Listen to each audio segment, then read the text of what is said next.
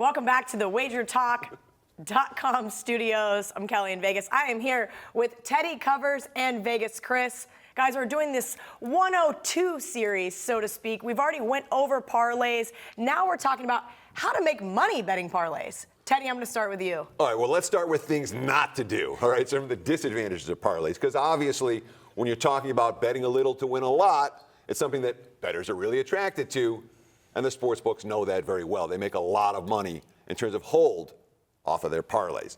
Disadvantages of parlays. Start off, you're making every bet at the same book at the same time. So you're losing half points all over the place. Yeah, and many times more than a half point because you got to bet it all on Friday or all on Tuesday, and the lines move throughout the week. Another big disadvantage of parlays, perhaps the biggest disadvantage, you have lots of losses, which means you're going to need a deeper bankroll to survive. You can pick at 50-50, if you're making straight bets, and last for a long time before the juice eats you up.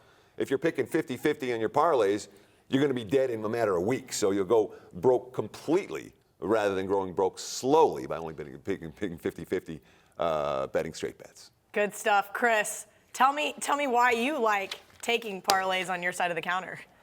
Well, the sports books make 60 to 65, maybe 70% of their revenue from parlays. So just remember that. They're not making their money from straight bets. I always preach to people, it's okay to parlay, just don't parlay more than 3 teams.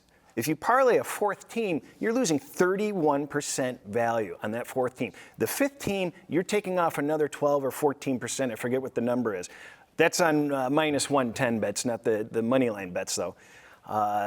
So that's the most important thing to me on what to do or what not to do. I'm glad you touched on that. That's my favorite thing to do. Everybody knows I like to bet a couple of dogs, 3 dogs on the money line every week in college football. That's what I'm looking for. That's a fun bet, though, for me. Again, I'm betting them against the spread. I'm betting them straight up on the money line as well. But that extra little nugget, maybe you get a 50 to 1, 60 to 1 parlay there. It always makes it fun. Teddy, talk to me about money line parlays. I mean, that's the thing about those type of payouts. If you're playing a parlay, a standard parlay, a 3-teamer is going to pay you 6 to 1.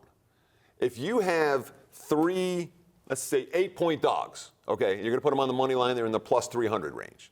3 8-point dogs that win straight up, that pays 63 to 1, more than 10 times taking the points in that situation.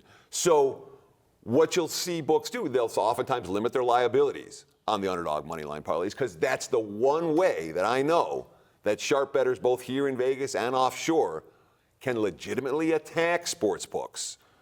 Small money line parlays, you're going to bring up the concept of round robin parlays, which to me is something that I do a lot. But you want to keep that portion of your bankroll a little bit separate because you're not going to hit every week. If you hit once during the season, you pay for your season. If you hit twice during the season, you've had a really good year.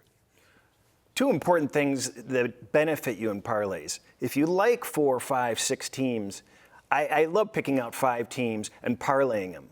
But I told you, don't parlay more than 3 teams. What you do is you put them in a round robin. And a round robin is basically parlaying each team with each other, either by 2s or by 3s, so that you're getting the full value out of it. And essentially, so if you hit 4 out of 5, you're not losing your whole bet. You're still getting a profit out of your wager. A big profit. Right. And if you're hitting 3, and if you hit 3 out of 5, you're still going to profit. So it's not a bad thing to do. Another important thing to do is correlate parlays if you can. Basically, if you see a game going a certain way and a team's going to do something, then do like a favorite and an over sort of thing.